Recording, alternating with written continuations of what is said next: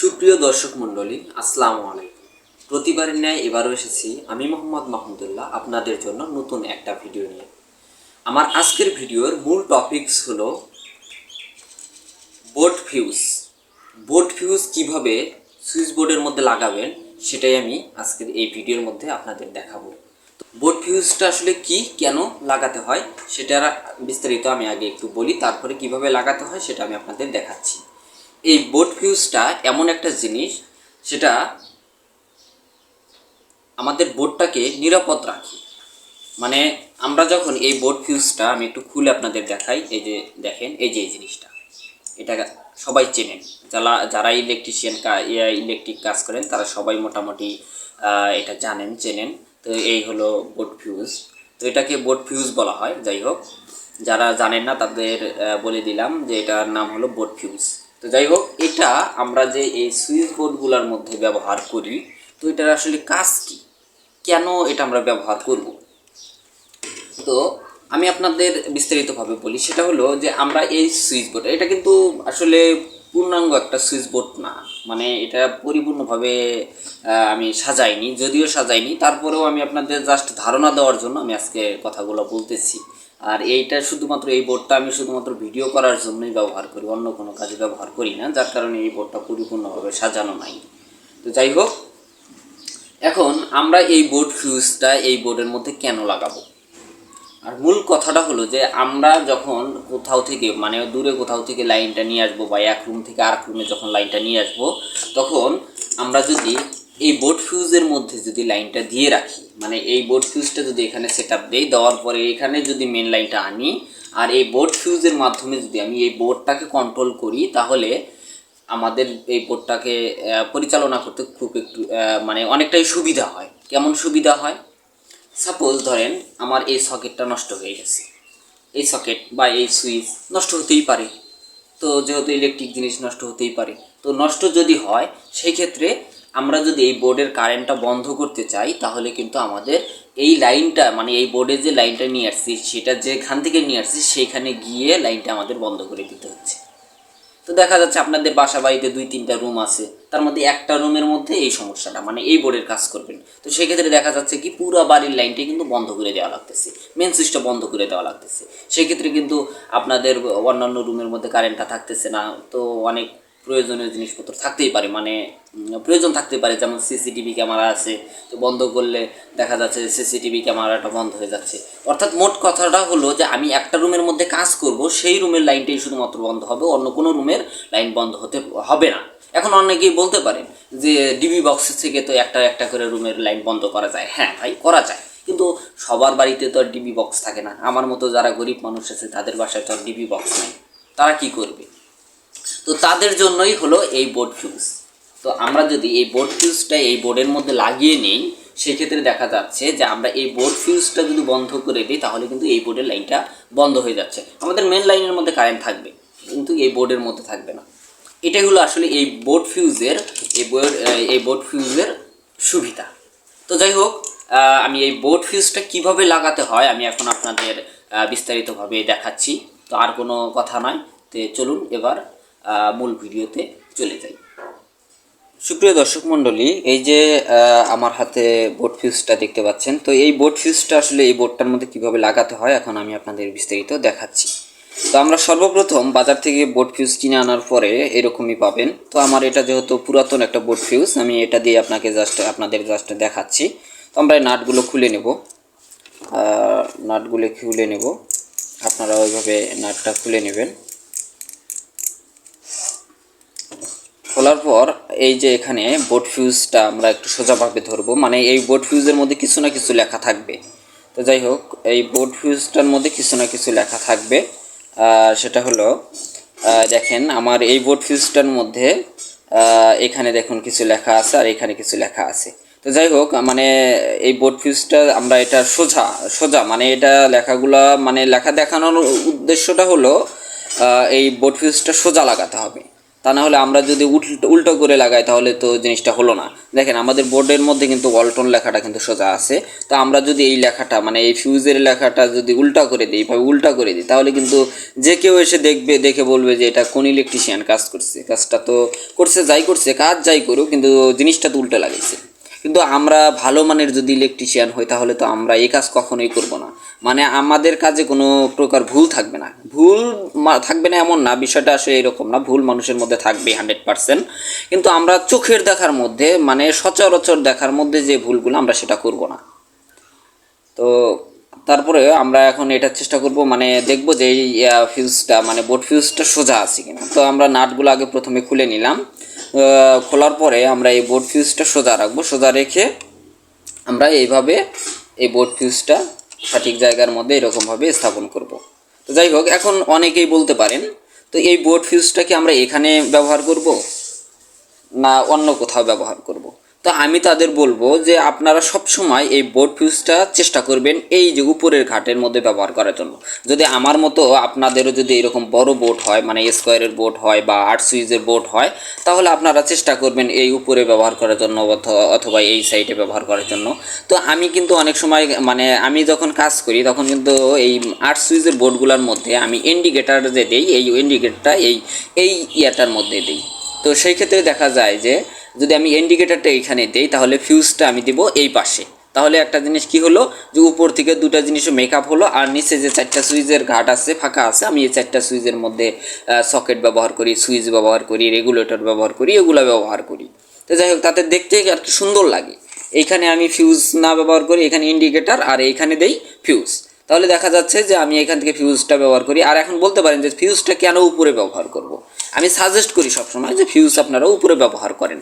এখন অনেকে বলতে পারেন আমরা কেন ফিউজটা উপরে ব্যবহার করব, আর উপরে ব্যবহার করলে আমাদের লাভটা কি? লাভটা হলো যে আমাদের এই ফিউজটার মধ্যে সবসময় কিন্তু কারেন্ট থাকবে। আমি একটু আগেই যেটা বললাম যে আমাদের ফিউজের মধ্যে সবসময় কারেন্ট থাকবে, শুধু ফিউজের এই ফিউজটা খুলে নিলে লাইনটা আমাদের সচল থাকবে না, বন্ধ থাকবে, কিন্তু বাকি কাজগুলো মানে এই ফিউজের যে একটা টার্মিনালের মধ্যে কিন্তু সবসময় কারেন্ট থাকবে। তো সেই ক্ষেত্রে দেখা যাচ্ছে যে আমরা যদি এই ফিউজটা যদি এই উপরে ব্যবহার করি, মানে একটু দূরে ব্যবহার করি, সেই ক্ষেত্রে আমাদের এইখানে যে কাজগুলো আছে, যে আমরা কাজগুলো করব, মানে এইখানে সুইচের টার্মিনালগুলোর মধ্যেই তো আমাদের কাজ করতে হবে। তো সেই ক্ষেত্রে দেখা গেল যে আমাদের কারেন্টের সাথে আমাদের হাতের কোনো স্পর্শ হবে না। তো তাতে দেখা যাচ্ছে যে দুর্ঘটনাটা হওয়ার 95% কম থাকে আর কি, মানে 95% দুর্ঘটনা হওয়ার কম আশঙ্কা করা আর কি কম থাকে। এই জন্য আমি সবসময় ফিউজটা একটু দূরে ব্যবহার করি, একটু দূরে ব্যবহার করি। আপনারা চাইলে এইখানেও করতে পারেন, আমি আপনাদের বলবো না যে আপনারা এইখানে করিয়েন না। আমি এখন এইখানে করে আপনাদের এই জন্যই দেখাচ্ছি যে আসলে এই বোর্ডটা ঘাটটা নষ্ট করতে হবে, দেখা যাচ্ছে যে এইগুলা কাটতে হবে। তো আমি একটু আগে আপনাদের বললাম যে এই বোর্ডটা শুধুমাত্র আপনাদের এই প্র্যাকটিক্যালি কাজ দেখানোর জন্যই যেহেতু আমি এটা ক্রয় করছিলাম, মানে আমি আমার বাসায় রেখে দিছি। তো সেই ক্ষেত্রে এই বোর্ডটা নষ্ট করার তো কোনো দরকার নেই, জাস্ট আপনাদের ফিউজের মানে লাইনগুলো দেখাইলেই এনাফ, আর তো কিছু লাগে না। তো আপনারা এই ফিউজটা এখানেও ব্যবহার করতে পারবেন, এইখানেও করতে পারবেন, এইখানেও করতে পারবেন, আপনারা এই বোর্ডের মধ্যে যেখানে খুশি আপনি সেখানেই এই ফিউজটা ব্যবহার করতে পারেন। তো যাই হোক, এবার আমরা এই ফিউজটা এখানে লাগালাম, লাগানোর পরে আমরা এইখান থেকে এই ফিউজের যে নাট বলগুলো আছে আমরা এটা এখানে লাগিয়ে দেব। তো আমরা এইভাবে এটা লাগিয়ে দিচ্ছি। আমরা চেষ্টা করব যে নাটগুলো ভালোভাবে টাইট করে দেব যাতে এটা লুজ না থাকে। তো আমি আজ যেহেতু আপনাদের জাস্ট স্যাম্পল স্বরূপ দেখাচ্ছি, এখন আমি যদি ভালোভাবে একদম বিস্তারিত বলে আপনাদের ভিডিও করে দেখাই তাহলে ভিডিওটা লং হয়ে যাবে। তো সেই ক্ষেত্রে অনেক ভাই ব্রাদার বলবে কি, একটা ফিউজের ভিডিও করতে এত সময় নেওয়া লাগে? অনেকে বাজে কমেন্ট করবেন, যার কারণে দেখা যাচ্ছে যে আমি আসলে ওইরকমভাবে কিছু করতেছি না। তো যাই হোক, আমি এই ফিউজটা এখানে লাগিয়ে ফেললাম। এখন যদিও একটু আছে মানে লুজ আছে, এটা আপনারা টাইট করে নেবেন, আমি আপনাদের অত বিস্তারিত না দেখাই। তো যাই হোক, এটা আমরা এখানে লাগালাম। তো লাগানোর পরে আমাদের ফিউজটা কিন্তু এরকম দেখতে হবে। তো যাই হোক, আর আপনারা যদি এই উপরে লাগায় নেন নিতে পারবেন, যদি এই সাইডে লাগায় নেন নিতে পারবেন, কোনো সমস্যা নেই, আপনাদের যেখানে ভালো লাগে আপনারা এখানে লাগিয়ে নেবেন। তো এবার আমরা এই ফিউজটার আমরা কানেকশনটা কিভাবে করব। তো আমরা ইলেকট্রিশিয়ানরা সবসময় জানি যে আমরা যে কোনো কিছু টার্মিনাল মানে সুইচের টার্মিনালগুলোর নিচের পয়েন্টে আমরা সবসময় লাইন ইনপুট করব আর আউটপুট করব সবসময় উপরে। তো দেখুন এই যে আমার এখানে কিন্তু দুইটা সুইচ করা আছে, এই যে আপনাদের একটু ঘুরিয়ে দেখাচ্ছি। এখানে দেখেন এই যে দুইটা সকেট, একটা সুইচ একটা সকেট কিন্তু লাইন করা আছে। তো আমরা এই দুটো টার্মিনাল স্যাম্পল স্বরূপ আমি জাস্ট আপনাদের দেখাচ্ছি কিন্তু আজকের ভিডিওটা। তো এইখানে দেখা যাচ্ছে আমি কিন্তু দুটো টার্মিনাল করে রেখেছি। তো এই দুটো টার্মিনালের মধ্যে মানে দুইটা, একটা সকেট একটা সুইচের মধ্যে টার্মিনালে কিন্তু কানেকশন করে দিয়েছি। এটা আসলে কিন্তু এইটার কার্যক্ষমতা দেখানোর জন্য কিন্তু ভিডিও না, আসলে মূল ভিডিওটা হলো সকেটের কানেকশনটা। তো যাই হোক, আমরা কিন্তু সবসময় জানি যে আমরা ফেস লাইনগুলো সবসময় ইনপুট লাইনগুলোর নিচ দিয়ে দেবো, মানে নিচের সাইডে দেবো। যেমন আমি আমার এই পূর্বের ভিডিওগুলোর মধ্যে সুইচ থেকে সুইচ বোর্ড কীভাবে সাজাতে হয় সেই ভিডিওটা আপনারা যদি চাইলে দেখতে চান, মানে কিভাবে সুইচ বোর্ড সাজাতে হয় সেই ভিডিওটা যদি দেখতে চান, তাহলে এই মুহূর্তে দেখুন আপনার মোবাইল স্ক্রিনে একটি লিঙ্ক ভাসতেছে। সেই লিঙ্কের মধ্যে প্রবেশ করলে বা সেই লিঙ্কের মধ্যে ক্লিক করলেই আপনি সুইচ বোর্ড কীভাবে সাজাতে হয় সঠিক নিয়মে সেই ভিডিওটা দেখতে পারবেন। তো সেই সুইচ বোর্ড কীভাবে সাজাতে হয় সেই বিষয়টা নিয়ে আমি আজকে আসলে আপনাদের সাথে কথা বলবো না। তো যাই হোক, সেইটার মধ্যে আমার বিস্তারিত বলা আছে। তারপরে স্যাম্পল স্বরূপ একটু বললাম যে আমরা সবসময় সুইচের ইনপুট লাইনগুলো দেবো নিচে, মানে আমরা সবসময় লাইন যে কোনো লাইনগুলো ইনপুট লাইন দেবো নিচে। তো সেই সূত্রে আমাদের ইনপুট লাইন যদি নিচে হয় তাহলে এই সকেটেরও কিন্তু মানে এই ফিউজটারও কিন্তু ইনপুট লাইনে আমরা সবসময় নিচে দেবো। তো সেই ক্ষেত্রে আমরা কি করতে পারি, তো ইনপুট লাইন যদি আমরা নিচে দিই, এই টার্মিনালটা কিন্তু আমাদের নিচের টার্মিনাল আর এটা হলো আমাদের উপরের টার্মিনাল। তো দেখা যাচ্ছে তাই আমাদের ইনপুট লাইন হবে সবসময় নিচে। যদি ইনপুট লাইনটা নিচে হয় তাহলে আউটপুট আমাদের কোথায় হবে, আউটপুট অবশ্যই উপরে হবে। তাহলে আমরা এইখানে যেহেতু এই বোর্ডটা আমরা সুইচের মাধ্যমে মানে ফিউজের মাধ্যমে কন্ট্রোল করব, তাহলে আমাদের কানেকশনটা এই তারটা মানে এই যে আমাদের সুইচের যে তারটা আছে এই তারটা আমরা এই উপরে কানেকশন করব, আমরা কিন্তু নিচে করব না। এখন অনেকেই বলতে পারেন যে দাদা এটা আর উপরে করার কেন দরকার, কি দরকার আর কেন কি জন্য দিব, আমরা আর দেওয়ার দরকার নাই, এই নিচে দিব না, আপনারা নিচে দিবেন না। এই ক্ষেত্রে কি হয়, এটা নিয়ম বা রুলসের বাইরে চলে যায়। এখন অনেকে বলতে পারেন কেন দাদা এটা নিচে দিলে কি কোনো সমস্যা? না, এটা নিচে দিলে কোনো সমস্যা নেই, কিন্তু একটা সব কিছুর তো নিয়ম কানুন আছে, আমরা তো সব কিছু নিয়ম কানুন মেনেই কাজ করি।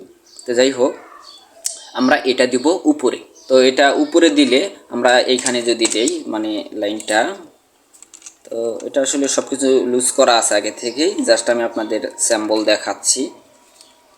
তো আমরা এই যে দেখেন এই টার্মিনালটা আমরা উপরেরটার সাথে কানেকশন করে দিচ্ছি।